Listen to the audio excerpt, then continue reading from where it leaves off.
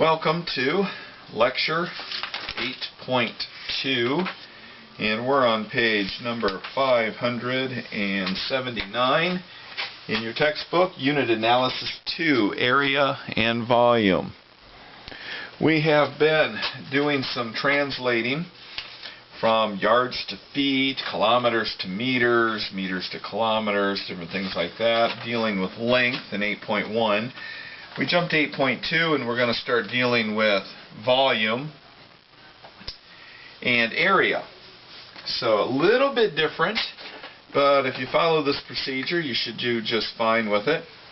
What we're going to be doing is dealing with area. We're dealing with something that's two-dimensional. When we're dealing with distance, that's one-dimensional. From here to here is one length. But area is two-dimensional. There is a length, just like there was here, but there's also a width or a height, depending on what you're looking at. So that's where a rectangle comes from. When we get to volume, we're dealing with height, length, just like that, but we're adding a depth to it. So we're going to three-dimensional. So one dimension, this to this. Two dimension, this length and this length, so two dimensions. Three dimensions, this length, this, and depth here. So just to give you an idea of what we're doing here, when we show the length here in, say, feet, we might say this is 12 feet. When we have our rectangle, we may say that this is 26 square feet. Or we might write it, instead of square feet, we might just leave off the SQ for square and put a 2 up there, meaning square feet, which means it's two-dimensional, length times width. When we've got our cube here,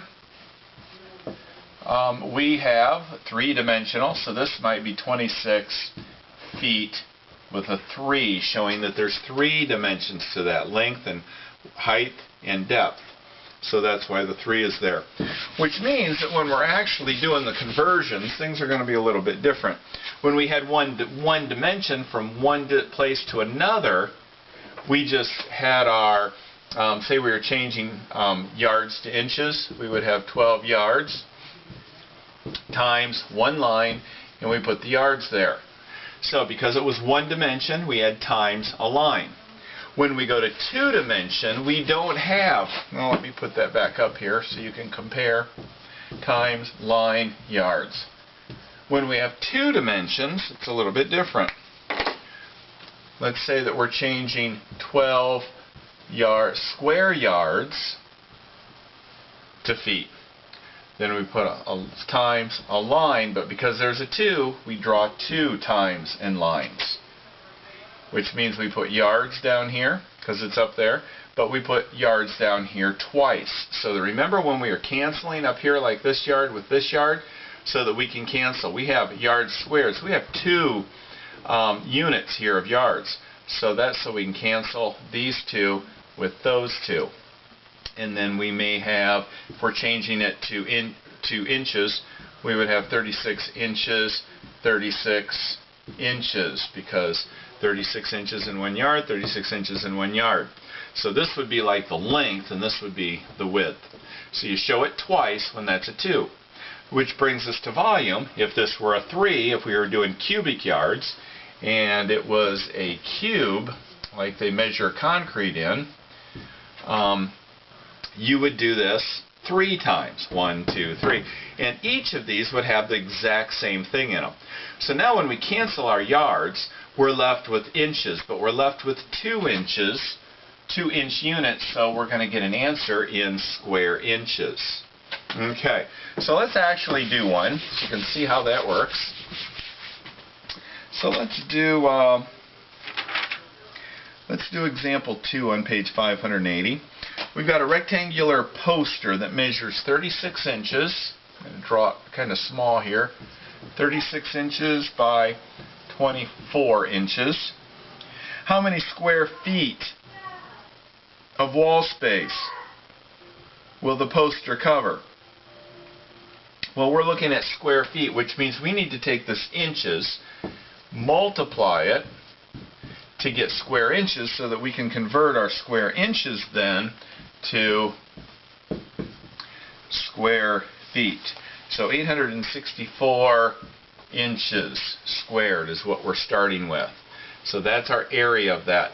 So we're going to translate 864 square inches to square feet. Line, inches, times line, inches. Okay, so because it showed up twice there, it's going to show up twice here. And between inches and feet, we know that there's 12 inches and 1 foot. We just write the exact same thing twice, always. Our inches cancel with both of those. And we put this over 1. We have 864 divided by 12 times 12, which is 144. And after we divide, we get 6. And because this is what we have left that isn't canceled, our answer is 6 square feet. All right, so that's area. Let's look at another one.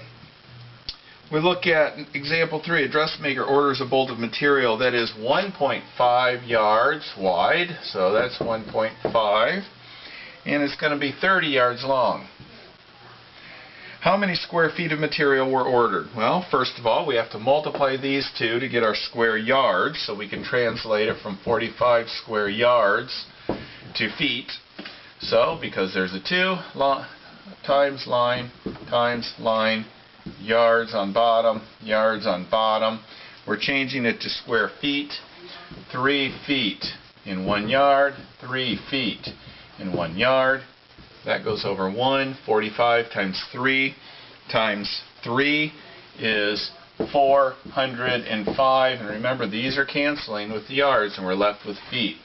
In fact, we're left with 2 of these feet symbols, so it's square feet.